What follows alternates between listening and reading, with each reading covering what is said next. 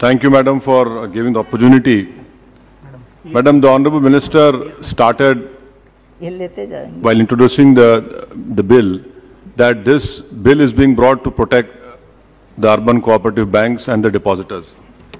Now, my question to the Honorable Minister when she stands up to reply is that the RBI FSR report of December 2019, it says that the state-run banks account for 89.8% of frauds by value, private banks at 9.2% and foreign banks at 0.4%. This says a lot about the internal controls in the state-run banks. Now, what is the government doing? Because their hollow claim has been badly exposed by the RBI's report itself. My second question, Madam, to the Honorable Minister is when she stands up to reply. The PNB bank was hit with 20,000 crore and we know Mr. Mr. Nirav Modi fled with and no heads have rolled so far. Why is that case? Third question is the Modi government's real concern about PMC Bank, which the Honorable Minister spoke about. When it came to Yes Bank, the SBI immediately infused funds into Yes Bank. Why this stepmotherly treatment for PMC? 60 people have committed suicide. What is the interest that government had with Yes Bank and that same love is not shown towards PMC Bank? And what kind of administrator is working in PMC Bank from last 1 year? That person, that honorable person has not been able to sell the yacht which is stuck in Sri Lanka. 2 aircrafts are stuck in Mumbai airport. This is the love of this government for PMC depositors who are suffering day in, day out. Sir, my third question is about this. In this bill, it talks about issue of equity, preference or special shares by way of public's issue and private placement. Are you trying to say that now SEBI will interfere in it?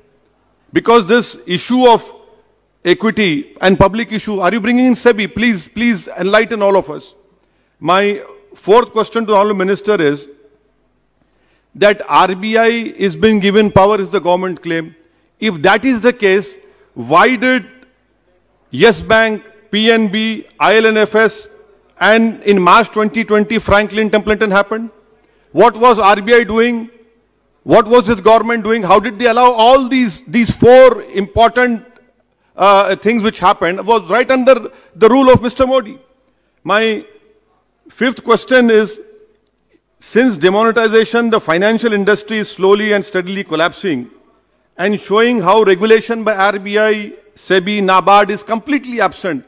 So the way banks are now suffering, I feel one of the reasons is because of this unplanned Tughlaq-like decision of demonetization. Madam, sir, my sixth question is, this frauds reported by banks, which I said in the first point, about 1 lakh and above fraud has increased by 28%. Who's responsible for this? May I request the government that Bank of Maharashtra, my colleague Mr. Imtiaz Jalil, MP for Aurangabad, is right when he told me that Bank of Maharashtra should not be privatized because it is running in profit. The government should not do it. And the last point which I want to know from the Honorable Minister when she stands up to reply is that this Modi government has this habit of encroaching upon, basically weakening the federalism, encroaching upon the state list. You know for a fact what is the state subject, what is the central list. Why is it that you bring such a legislation wherein, what are your designs? Why do you want to weaken the federalism of this country, which is the basic structure of the constitution? By bringing in such a legislation, sir, we know for a fact what is under the schedule 7, entry 32, entry 43. The honorable members have spoken on it. I don't want to highlight on it. And my last point, sir, is that about this proportional voting rights. Now, if they buy equity shares in cooperative society, it's a known fact. 1 member, 1 vote. Are you going to overrule that?